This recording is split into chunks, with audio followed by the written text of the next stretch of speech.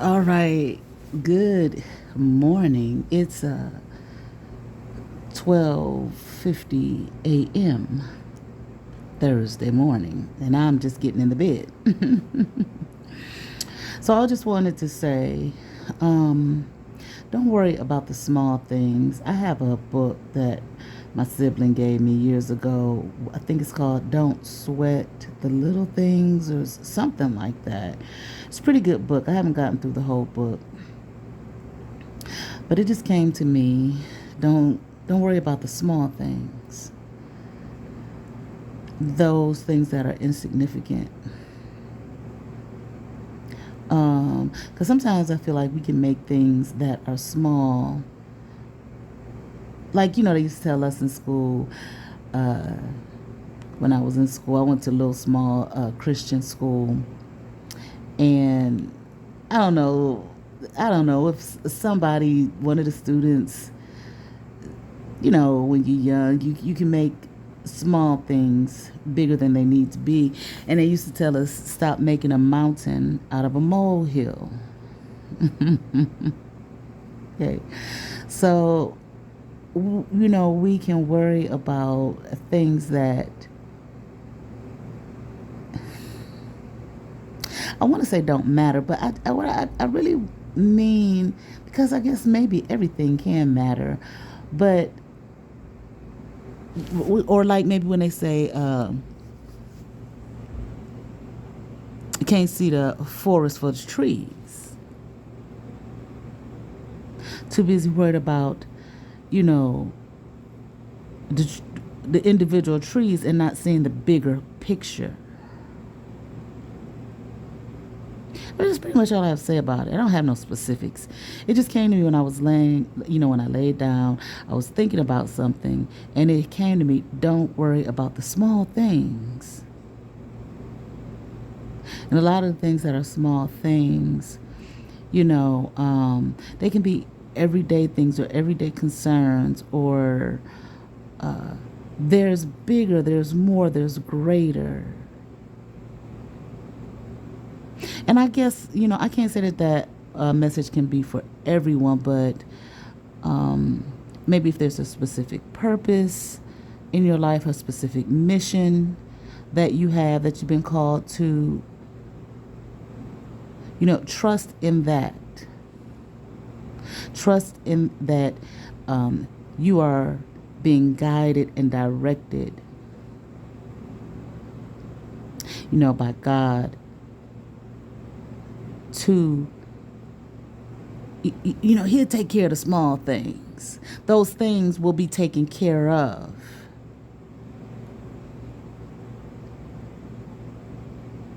Okay, I guess I can give an example. Maybe you, I don't know. I don't know. Maybe you've been called to, I don't know, do some kind of great mission work or some shit. I don't know, goddamn. I can't think of nothing exactly. Okay, and you may feel like, well, I don't have this, and I don't have that, and I don't have this, and it's like focus on, if you really believe and trust and know in your heart and your mind and soul that you've been called to that thing, to do that particular thing, that mission, that purpose. Just move in that direction. See the possibility before the impossibility. But especially if you feel in your heart that you've been called to do that, a particular thing, move in that direction. And trust and know that the rest will fall into place. It's going to have to. If God ain't. What does the scripture say? God is not a man that he should lie, or, God is not the author of confusion and all of this type of thing. Well, why would, if you feel that you have been called to some kind of a particular mission or purpose, and you know in your heart, mind, soul that this is what God has called you to, what your spirit is leading you to, what your higher self is crying out to you to do, then you got to know that the steps that you need to take to get there. Just take those steps. Don't sit back and say, well, I don't have this, I don't have that, and I don't see how that's going to happen, and where I'm going to go with this, and blah, blah, blah, that type of thing. Just begin to take those steps. Do what it is that you know you have the power to do, that you are able to do, that you are capable of doing, and trust and know that the rest will fall into place as you are obedient to that calling. Okay.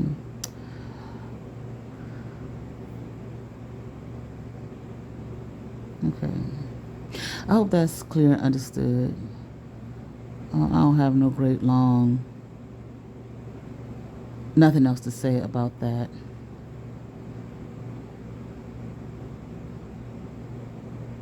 And I just want to say, God calls who He wills. It's not for anybody to make any kind of judgment about that. I think about like when I was growing up, grew up in church, and I went to Protestant Christian schools, and oftentimes they would talk about, I would hear this a lot about Yeshua and how he went and got his disciples, his 12 disciples. And these were not men who were looked at favorably necessarily in the community. So in other words, we used to equate it to, maybe somebody might have been a homeless person, or somebody, like the tax collector. Well, people ain't nobody look favorably at no tax collector. I can't remember which one was Matthew the tax collector. I can't remember which one was, or they talked about, what did they call, was it Peter? What did they call him? I can't remember what they used to call him. The woman who raised me, she would say it sometimes. I just can't remember. But he used rough language. He cussed.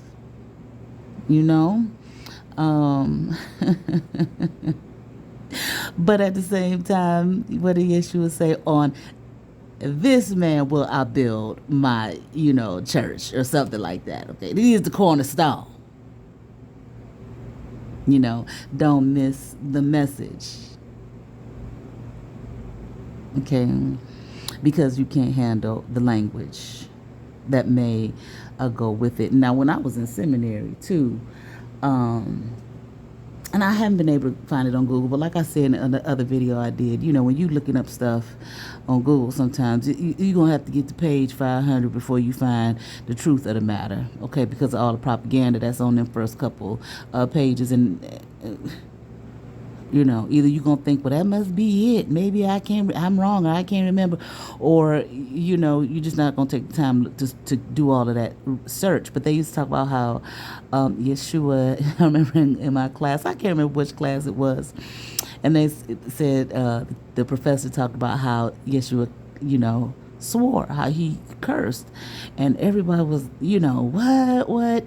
And when he would say, woe unto you Pharisees, woe unto you Sadducees, woe, that the word it was either Greek, because the New Testament, New Testament was written in Greek, that the word actually, in the Greek is damn you. Okay, and we hopefully understand and know that that's the true, that is the, I want to say, only curse word. That's what they say. That's what they, but these other words are maybe slang English, I don't mean American English, okay? Slang. And I posted some videos about curse words quite a while ago, a couple months ago. But anyway, and he showed it to us. The professor pointed it out and showed it to us. But hell, I was in my 20s. Shit, I'm 51. I don't remember. But anyway, that's pretty much all I just wanted to say. Don't And those kind of two separate things, but they can be intertwined, but those are two separate topics. But don't focus on the small things. Realize the greater thing, not that you don't have to take those small steps to get to the greater thing, okay?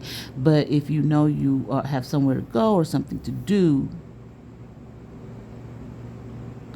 just begin to take the steps and move in that direction. And if that is what you have been called to do and led to do, so on and so forth, the rest will definitely fall into place.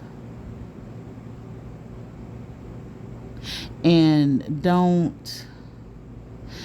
don't think there's anything wrong with asking for guidance, but you don't ask nobody for no permission to do what it is that you know has been placed on you to do what you know you have been called to do.